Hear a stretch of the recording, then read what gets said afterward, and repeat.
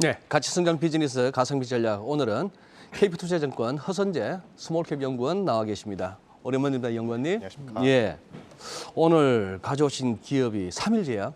네, 맞습니다. 네, 어떤 회사죠? 네, 삼일제약 같은 경우에는 이 75년의 업력을 가진 이 국내 대표 안과 전문 제약사라고 봐주시면 될 것 안과 같고요. 전문. 네. 그래서 동사는 현재 국내에서 가장 많은 이 저만제 제품 포트폴리오를 갖고 있는 그런 회사입니다. 요것 이외에도 이제 내과, 신경정신과, 정형외과 등 다양한 이 진료과별로 여러 가지 의약품 또한 함께 판매를 하고 있는 상황이고요.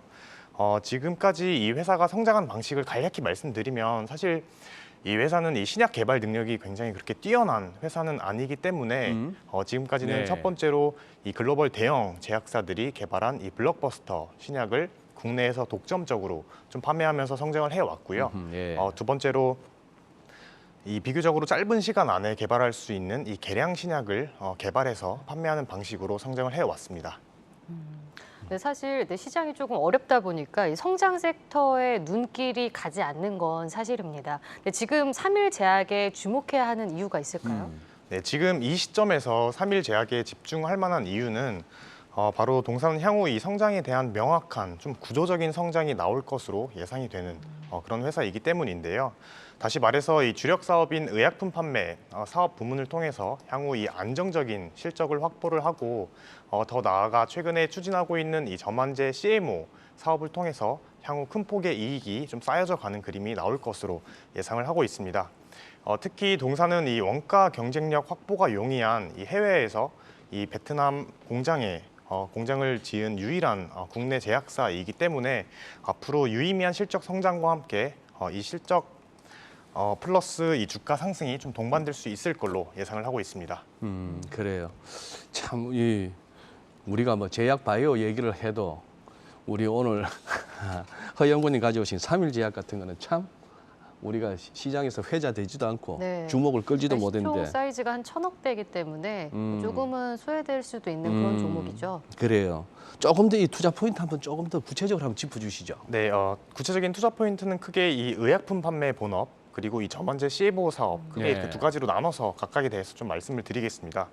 먼저 이 의약품 판매 부문에서는 이 리오프닝에 따라서 이 본업에서의 영업 정상화가 좀 이뤄질 것으로 예상을 하고 있고요. 그리고 두 번째로 이 적극적인 신규 의약품 출시를 통해서 앞으로 추가적인 실적이 좀 붙을 것으로 네. 보고 있습니다.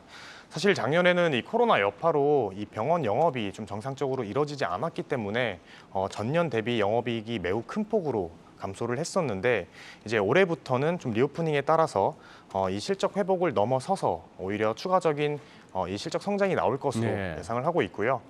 실제로 올해 1분기 매출액 같은 경우는 전년 대비 약 40% 정도 증가를 했고 이 영업이익 같은 경우는 전년 대비 약 50% 정도 증가를 했습니다. 여기에 더불어 내년부터는 이제 여러 가지 신규 의약품 출시까지 예정이 되어 있는 상황이기 때문에 앞으로 기존에는 없던 이 추가적인 이익 또한 붙어줄 것으로 보고 있습니다. 사실 이 두 번째 투자 포인트가 오늘 방송에서 가장 중요하다라고 네. 판단을 하고 네. 있는데요. 향후 동사의 실적과 이 주가에 크게 영향을 미칠 수 있는 것은 바로 이 저만제 CMO 부문이라고 판단을 하고 있습니다. 동사가 2018년에 이 베트남의 이 저만제 CMO 공장에 착공을 시작을 했는데 이게 이제 다음 달 올해 8월 정도면은 완공이 될 것으로 좀 예상을 하고 있고요. 당장 이제 이 연간 생산 캐파 같은 경우는 최소 1,500억에서 약 2,500억 정도로 예상을 하고 있고 내년부터 적어도 약 300억 정도의 매출이 이제 해당 베트남 공장에서 나올 것으로 보고 있습니다.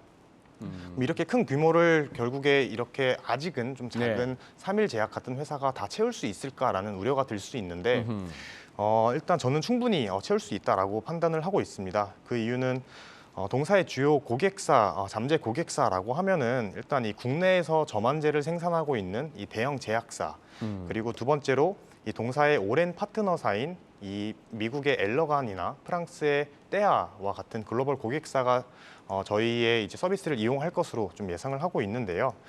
그 이유는 이러한 대형 제약사들은 최근 동향을 좀 살펴보면 이 신약 개발에 좀 집중을 하기 위해서 이 대규모 시설 투자가 필요한 이 생산 시설에 대한 투자를 조금 줄이고 있는 상황이고요.